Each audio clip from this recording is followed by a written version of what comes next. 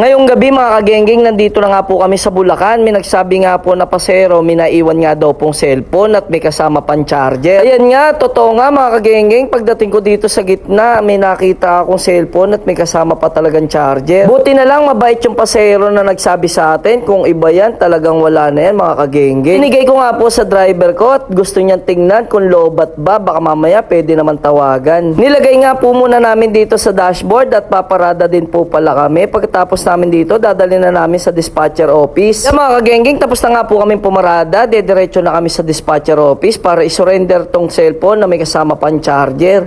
Nagbukas nga rin po yan mga kagengging. Vivo Y11 nga po ang tatak niyan. Para nga po sa lahat ng aming mga pasahero, lahat po ng maiiwan yung gamit sa mga bus ng Herman, talagang binabalik po namin dito po sa dispatcher office. Iba na lang po kung mapupulot po siya ng ibang tao, talagang di po makakarating sa office namin niya mga kagengging. Ito nga po yung driver ko, proud na nakapagbabalik po ulit kami ng aming mga napulot na gamit. Sobrang sarap po kasi sa pakiramdam na ang napulutan namin ng may-ari ng gamit. Sa isang pasasalamat, sobrang nakakataba nga po yan ng puso. Talagang nakakawala rin ng pagod. Yan mga kagengging, dito nga po yung dispatcher office nga po namin. Tinutur nga po kayo ng aking driver. Pagbukas nga po ng pinto, parang nagulat pa nga po ang aming dispatcher. Siya nga po pala si Sir Gary Mejos. Shoutout sa iyo, sir. Pag-surrender nga po ng cellphone, may tumawag na po pala kay Sir Gary Mejos at maya-maya dumating na rin po pala yung may-ari po ng cellphone. Ito nga po yung may-ari, batang-bata pa mga kagengging. Siya po ay galing pa po sa wakas. Nakisakay nga lang po siya sa bus ng Herman. Kita nga po sa mukha niya na masaya siya dahil alam niya na nandito po yung cellphone. Ayan mga kagengging, kakamot-kamot pa nga po siya sa ulo niya, latang nahihiya siya. Tignan nyo naman po, ang saya-saya niya mga kagengging. Oh. Sa isang thank you lang, nakakawala ng pagod at nakakataba ng puso. Maraming salamat idol, ingat sa pag-uwi. Let's go! Shoutout nga po sa solid followers nga po natin kay Sir Tristan Buena. Shoutout sa iyo idol. Habang pauwi nga po kami ng aking driver, nakamotor nga po kami, nakita nga po namin yung napulutan natin ng cellphone na naglalakad. Wala na po kasing bus, pauwi po ng Bukawi, kaya ayan mga kagengging, sinakay na natin siya kahit tatlo tayo dito, kasya naman. Doble ingat lang at dahan-dahan lang po pala kami mga kagengging. Tingnan nyo naman po, smile lang aking driver dyan, para nagtutour guide lang po siya mga kagengging. Pagkadating nga po namin sa Balagtas, may lumapit nga po sa amin na isang rider. Humingi nga po siya sa atin ng konting panggasolina dahil nalaglag nga daw po yung wallet niya mga kagengging. Nakita ko nga po sa motor niya na tubar nga lang po siya, kaya binigyan naman po natin siya agad. Syempre nagpapalaw na rin po pala tayo mga kagengging. Uuwi pa nga raw po pala siya ng Marikina pero nandito pa lang po kami sa Balagtas. May nakakilala nga po sa atin mga kagengging, siya nga po pala si Sir Kyrie Velasquez. Shoutout sa iyo idol. Shoutout ko na rin nga po si Sir Mike Swift. Maraming salamat po sa suporta. Ingat po lagi. Pakipollow naman po sana ng ating page, Edgar's Vlog mga kagengging. Maraming salamat po.